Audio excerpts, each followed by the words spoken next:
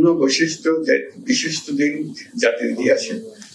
আমরা শুরু করেছিলাম অভ্যুত্থান, তারপরে সবচেয়ে গুরুত্বপূর্ণ অধ্যায় ছিল জুলাই ঘোষণা, জুলাই ঘোষণার পরে জুলাই সনদ।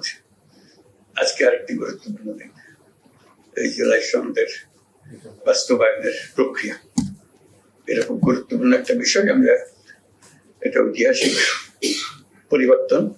এটার আজকে যেটা আমাদের হাতে দেবে কমিশন, সেটা তাদের বাস্তবায়নের প্রক্রিয়াটা যদি আমরা সঠিকভাবে পালন করতে পারি, কাজ এগিয়ে নিয়ে যেতে পারি, তাহলে বাংলাদেশ অতীত থেকে মুক্ত হয়ে যাবে।